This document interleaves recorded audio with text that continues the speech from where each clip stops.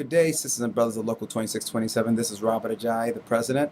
Let me give you a couple of updates of what's going on. Veronica Montgomery Costa, the president of DC 37, also the president of Local 372, which are the school workers, and also DC 37's international vice president, resigned. She cited health reasons. That being the case, we hope her to have a speedy recovery. And, of course, our love goes out to her. On March 10th, we had a PERB hearing, and the PERB, the Public Employee Relations Board, this was about the DOE moving our members out of the union into their own titles. And of course, we have a suit against them for improper practice, and we're also trying to have these members move back into DC 37, create into DC 37. We are in competition with them now from a CWA. 1180 seems to want these members also. DOE is claiming that they don't care where the members go, but the way the attorney is acting is if this is he's not telling the truth. I'll put it this way. They have their own agenda, and like I'm saying, we never try to figure out what the membership agenda is. Now, I'm also one of the DC 37 vice presidents. I sit on the DC 37 executive board. Now, last Wednesday when we had the executive board meeting, because I know people were looking, what's this around my neck? Well, this is a clock. Now, there was a group called Public Enemy, and the front man was Flavor Flav, and it was Chuck D. Now, remember, Chuck D wore a little clock around his neck, but Flavor Flav wore a big clock. And the symbolization of this clock was people to wake up, because they were a revolutionary group, and they wanted people to wake up. Do you know what time it is? Do you know what's happening to us? And this is what's happening. You know what's happening in Wisconsin and Ohio. You know what's happening in the city of New York and the state of New York. We have politicians, a governor and a mayor who wants to dismantle the civil service system. We need to wake up.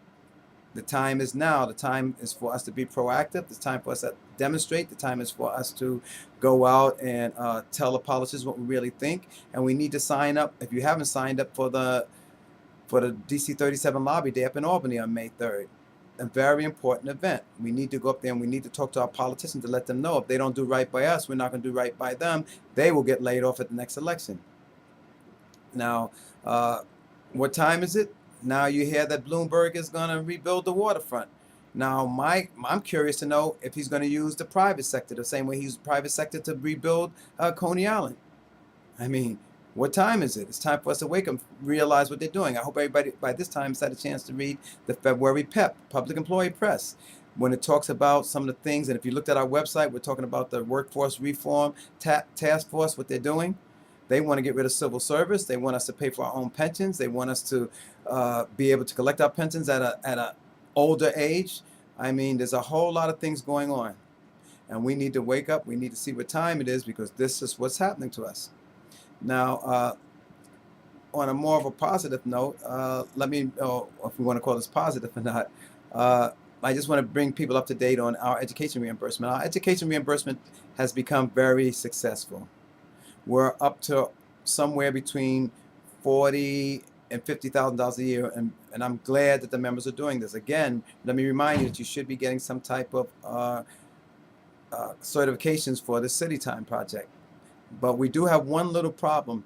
We tried to tell people to get in their documentation to this office at least a week prior to the first Tuesday of the month, because on the first Tuesday of the month is when Local 2627 has their executive board meeting, and that's the meeting that I sign the checks. Now, you must realize that our treasurer, Bruce High, is not on release time. Now, we need a little bit of flexibility because we don't see him all the time. He's in Brooklyn, we're in Manhattan. We try to mail him documentation, we try to hand carry, but we don't have the time to do it all the time. So let's just say, if it's not in, if you don't get it on that first Tuesday, if you turned it in about a week before and you don't get it, you'll be guaranteed that you will get it the following month, on the first Tuesday of the following month. So please do not, bear with us a little bit. So what we're actually saying is that somewhere between 1 week and 5 weeks, you will have your reimbursement. You will have your reimbursement. Most cases, 99% of the time, if you get it in the first week, before the first week of the month, you usually get it at that time. If there's something a little bit, we get tied up, it could be a holiday, the mail didn't go through and things like that, then please bear with us. If you have any questions about your reimbursement when you send in, to make sure we have your application and everything like that, please do not hesitate to give the office a call. Good and welfare. Lenny Gorlin is a member at New York City Housing Authority. He's recovering from an illness right now. We hope he has a speedy recovery. And Frank Gray, I'm sorry, is recovering from surgery. And Frank Gray works for Do It. I hope everybody has a wonderful and a healthy week. And I hope to see you guys at the demonstration. Remember, and we will post these demonstrations, the notices of demonstrations, on our e-alert system. We will put it on the webpage, and we will also give you an update on our info line if you need to find out when the next demonstration is. You will get a forewarning of the demonstration because you will get an e-alert probably a week before the demonstration, and then a reminder and a posting on our website. Until next week, in solidarity, Robert Ajay.